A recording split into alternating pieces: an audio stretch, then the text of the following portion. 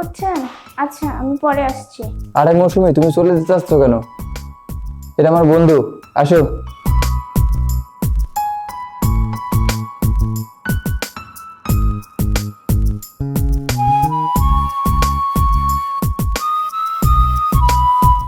বাহ বাসাদ বাহ, আজকাল কাজের বউর সাথেও মিটিং করতে হবে নাকি? বাসেদের ভাব দেখে তো মনে হচ্ছে কাজের বয়স সাথে আমাদের মিটিং করতে হবে। আপনারা মিটিং চালু রাখুন। আসলে অনেক বেলা হয়ে গেছে তো এই জন্য আমি আপনাদের জন্য খাবার রান্না করে নিয়ে এসেছিলাম। আচ্ছা ঠিক আছে, আমি এখন আসি। তুমি যাবে না মৌসুমী? আমি অনেক ভাগ্যগুণে তোমার মতো স্ত্রী পেয়েছি। এটা তোমার স্ত্রী? তোমার সাথে যাই? তুমি কি গ্রামে বিয়ে করেছো? যা করার করেছো, এটা শুধরানোর সময় আছে। তোমার কাছে অর্থ আছে, ব্যবসা আছে, খুব করো। অন্য একটা স্মার্ট মেয়ে দেখে আরেকটা বিয়ে করো। ও ঠিকই বলেছে, আমার এক বান্ধবী আছে মডেলের মতন দেখতে। তুমি যদি চাও তাহলে আমি ওর সঙ্গে কথা বলে দেখতে পারি। ব্যাস, এখন লাঞ্চ বিরতি, আর কোনো কথা হবে না।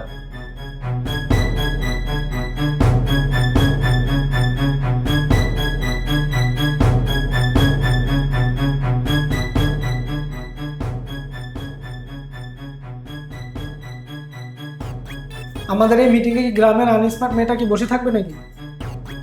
ও যদি আমাদের মাঝে বসে থাকে, আমাদের আলোচনা করতে রুচিতে পারবে। তাহলে তোমরা একটা কথা কান খুলে শুনে রাখো, আমার কাছে আমার অর্থ সম্পদের চেয়ে আমার স্ত্রীর আত্মসম্মান অনেক বড়। আচ্ছা ওসব কথা বাদ দাও, এবার ব্যবসার কথা ফাইনাল করা হোক। থাক, তোমাদের সাথে ব্যবসারও দূরের কথা, এমনিতে কথা বলতে আমার রুচিতে বাধছে। তোমরা এখন আসতে পারো।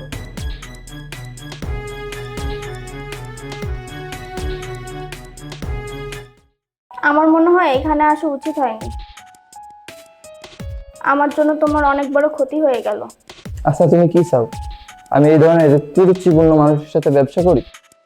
না, মানে আমি বলছিলাম কি, কিছু বলতে হবে না। আমি এত অর্থ সম্পদ উপার্জন করছি কি জন্য? আমার পরিবারের জন্য। সেটা ঠিক আছে কিন্তু কোনো কিন্তু নেই। আমার যখন খারাপ সময় ছিল তখন তুমি সুখে দুঃখে আমাকে আগলে রাখছো। আসল কথা কি জানো? যে নারী জাতিকে সম্মান দিতে পারে না তাকে মানুষের কাতারে রাখাই যায় না। তোমার কাছে আমার এত সম্মান, তোমাকে আমার জীবন সঙ্গী হিসেবে পেয়ে আমি অনেক গর্বিত।